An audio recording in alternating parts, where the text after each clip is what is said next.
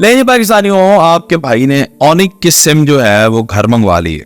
अब ये बहुत दिलचस्प व्लॉग होने वाला है, आपने पूरा देखना है। आखिर में ओनिक के बारे में ऐसी बात बताऊंगा, ऐसी चीज दिखाने वाला हूं कि आप हैरान रह जाएंगे।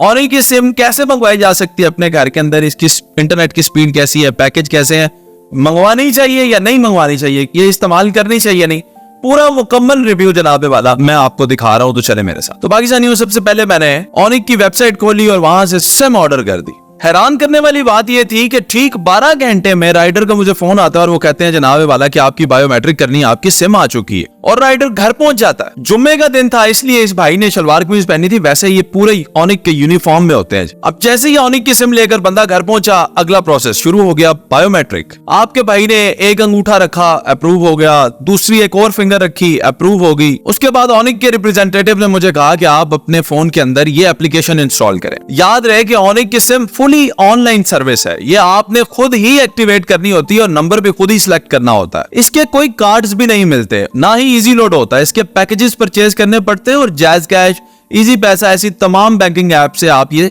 सब कुछ कर सकते हैं। फिर आपके भाई ने ये सिम एक्टिवेट की और फोन में सिम डाल ली। सबसे पहला कंसर्न पाकिस्तानियों का कि इसमें नेट की स्पीड कितनी होती है, तो मैंने फौरन से सिम डालने के बाद सबसे पहले इसकी नेट की स्पीड चेक की। तो हैरत अंगेज तौर पर इसकी स्पीड बहुत ही अच्छी थी, 60 MB से भी ज्यादा ये स्पीड दे रहा था। लेकिन हमारा कंसर्न जो होता है वो तो अपलोडिंग से होता है, तो आए अपलोडिंग स्पीड भी देख। अपलोडिंग स्पीड थोड़ी कम थी। एक और हैरान करने वाली बात यह है कि इस सिम में मुझे 30 GB डाटा, 5000 मिनट किसी भी नेटवर्क पर और 5000 SMS भी किसी भी नेटवर्क पर मिले हैं, और ये कंपैरेटिवली बाकी तमाम नेटवर्क से सस्ती है। अब आता है ट्विस्ट वाला पार्ट। पाकिस्तान के एक और बड़े मशहूर इन्फ्लुएंसर हैं, उन्होंने भी ओनिक की सिम मंगवाई थी। मैं चेहरा नहीं दिखा रहा क्योंकि उनके साथ मसला बड़ा गड़बड़ हो गया। आप लोगों ने खुद ही गैस कर लेना है कि ये शख्सियत कौन है। इन्होंने भी सिम मंगवाई और अब आ गई इनकी बारी बायोमेट्रिक करने की। तो ले जनाब, इन्होंने अंगूठा रखा, मशीन ने रिजेक्ट कर दिया। इन्होंने दोबारा अंगूठा रखा, मशीन ने फिर रिजेक्ट कर दिया। इन्होंने टिश्यू से अंगूठे को रगड़ा और फिर रखा,